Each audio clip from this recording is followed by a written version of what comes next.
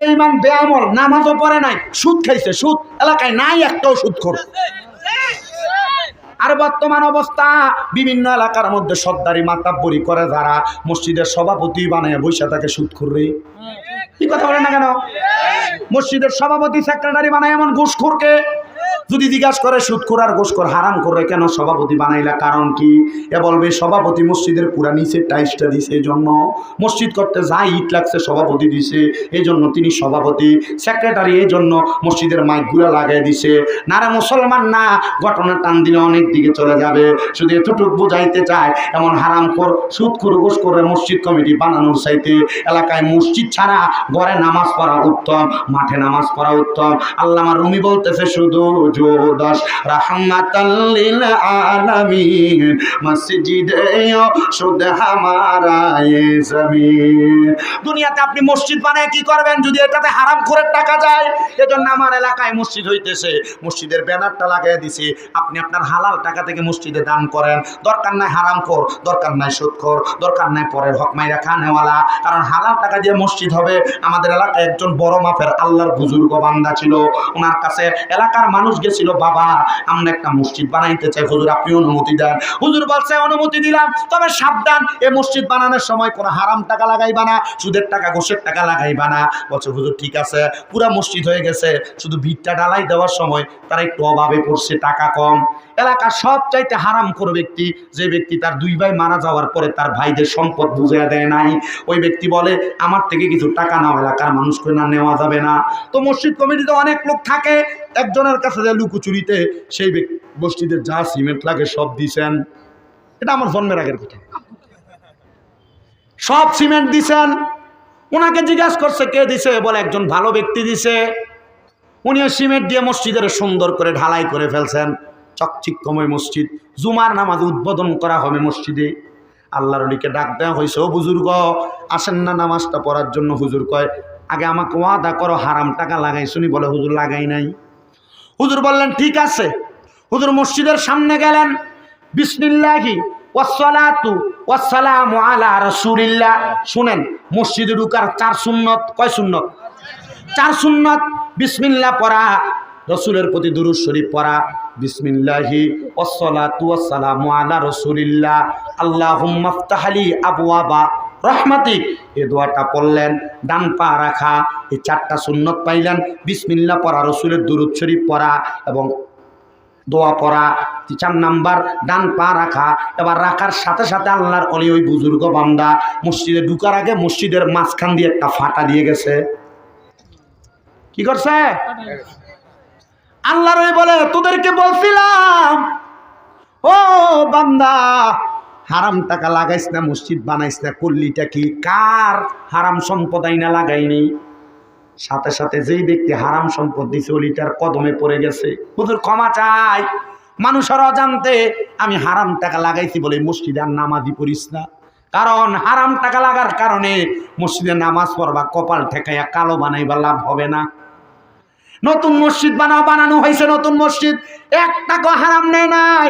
এই দিনে জুমার নামাজ পড়েছে, সাথে সাথে বেড়া দ্বারা মসজিদ নির্মাণ করে সবাই বেড়ার মসজিদে নামাজ পড়ছে।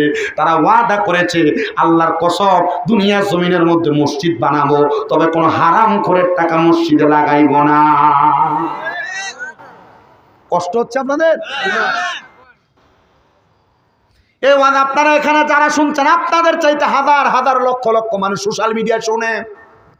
তাদের উদ্দেশ্য আমাদের বয়ান, হারাম টাকাগুলো মসজিদে দিয়া সাওয়াবের আশায় দিয়া গুনাহগার হওয়ার দরকার নাই। দুনিয়ার মানুষ মনে করে দুনিয়াতে সব চাইতে নিকৃষ্ট যেই পানিটার গোস্ত খাওয়া হারাম। কিসের গোস্ত? হ্যাঁ, এই গোস্ত খাওয়া হারাম। কিন্তু সুদখোর ঘুষখোর গুলা জানে না, হারামখোর গুলা জানে না মানুষের থেকে সুদের টাকা লাগে গরুর গোস্ত কিনা খাইলে গরুর গোস্ত খাওয়া হারাম, খাসির গোস্ত কিনা খেলে খাসির গোস্ত খাওয়া হারাম। বলে কেন? কারণ এগুলা পরের হক মাইরা খাওয়া টাকা।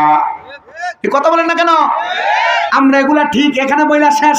মসজিদে ঠিকই সভাপতি থাকবে হারামখোর, সেক্রেটারি থাকবে ঘুষখোর, সর্দার মাতাব্বর থাকবে হারামখোর, জিনাখোর। আছে না? আমার নিজের এলাকায় মসজিদের মধ্যে এই যে সরকার পতন হইল, পতনের পরে আগের যে মেম্বার ছিল উনি চলে গেছেন এলাকা ছাইরা। যাওয়ার পরে আমার এলাকার মধ্যে আরেক ব্যক্তি দিয়ে মসজিদের সভাপতি নিজে নিজে সাজ্জা গেছে গা। কিন্তু এর অল্প কিছুদিন পরে এই বেড়া এক মহিলার সাথে, মেয়ের সাথে, একবারে কম বয়সী মেয়ের সাথে ধরা খাইছে। মেয়ের সাথে অবৈধ সম্পর্ক করছে বিয়ে ছাড়া। মেয়েদের মামলা দিছে, 3 লাখ টাকা জরিমানা লাগে, আবার ছুটছে মামলা থেকে। আপনি চিন্তা করছেন এমন অবস্থা এলাকার মধ্যে হচ্ছে? কি বলেন, হচ্ছে না? এগুলা থেকে আল্লাহ আমাদেরকে হেফাজত করুন। হারামখোর গুলা থেকে আল্লাহ আমাদেরকে হেফাজত করুন। কিন্তু গত জুমার আগের জুমা আমি হাদিস শরীফ পড়তে যা ব্যাককলের মতো হয়ে গেছি। হুজুর হাদিস পড়ে ব্যাক করেছেন? আল্লাহর নবী হাদিস শরীফের মধ্যে বলছেন যে কিয়ামতের আগে একটা মানুষও থাকবে না যারা সুদের সাথে জড়িত না। ইয়া রাসূলুল্লাহ, কেন? নবী আমার বলতেছে, হয় সুদ খাবে, নয় সুদ দিবে, নয় সুদের সাথে জড়িত থাকবে, মানে সাক্ষী হবে নচেত লিখবে। নবীজি, অনেক মুমিন তো থাকবে, তারাও কি সুদের সাথে জড়িত? নবী বলে, হ্যাঁ। ইয়া রাসূলুল্লাহ, কেন? বলে সুদখোর যে তার পাশে দিয়ে হাঁটবে, সুদখোরের গায়ের বাতাস যে তার গায়ে লাগবে, এই বাতাসটা লাগার কারণে তো সে সুদের সাথে জড়িত। ইস, আপনি কেমনে সুদখোরের সাথে বৈশা দোকানে চা খান? শরম লাগে না? এর পক্ষে গুণ গায়। এখন আর বেটা নিজে সুদ খায় না, এখন সুদের সিস্টেমটা এভাবে থেকে এভাবে হয়ে গেছে। এখন আর চাচা খায় না, চাচিরি দিয়ে সুদে টাকা লাগায় এলাকায়। আছে না? এটা কি আপনারা এমনি এমনি বলতেছেন না? এলাকা আছে, এটা আমাদের এলাকাতে চলে এগুলো। এগুলোর জন্য আমি এখানে সব এলাকায় আছে, চাচিরি দিয়ে সুদে টাকা লাগায়। দেখবেন এই বেটা কোনো কাজ কাম করে না, দোকানে বসে বসে শুধু আড্ডা পিটি আর খায়। কাজ কি আপনার? কোনো কাজ তো নাই। আব্বা আমার শরীরে শক্তি নাই, তো কামারুজি নাই, কোনো রকম চলি আর কি। কিন্তু মূল ব্যবসা তলে দিয়ে দেখেন সুদের ব্যবসা। কথা বলেন ঠিক কিনা? ও বন্ধু, কারণ কি? যদি বলে চাচা 10,000 টাকা দেওয়া যায় কিনা, সপ্তাহে 1000 দেওয়া হবে, ওইটা আর কি। সপ্তাহে 1000 দেওয়া হবে, মাসে 1000 টাকা দেন না। আমার কাছে নাই, তোমার চাচির কাছে তার বইনে 10,000 টাকা দিছিল মানুষের কাছে লাগাইয়া দেওয়ার জন্য। কথা বলেন না কেন?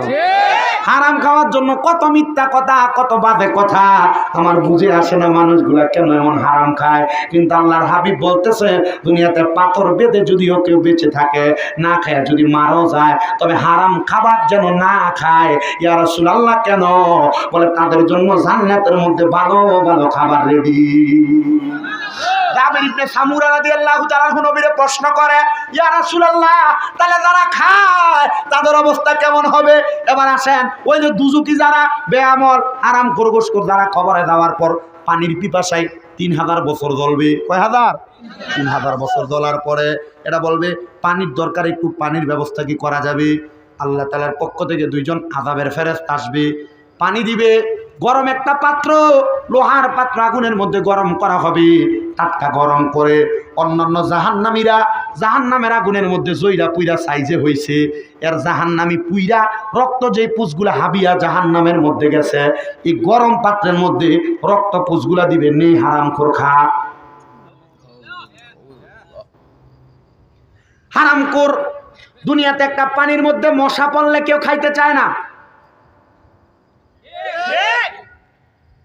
মশা বললে একটা পোকা দেখছে, ফালে দে, খাওয়া যাবে, ঠিক না? খাইতে চায় না। নতুন পানি না হয়, যেই পাত্রে পরে ওই পাত্রটা ভালো করে ধুয়ে আনে, কিন্তু তখন যে তোমাকে রক্ত আর পুষ দিবে। হাদিস শরীফের ব্যাখ্যা করতেছেন আব্দুল হক মুহাদ্দিস দেহলভী রহমতুল্লাহ আলাই।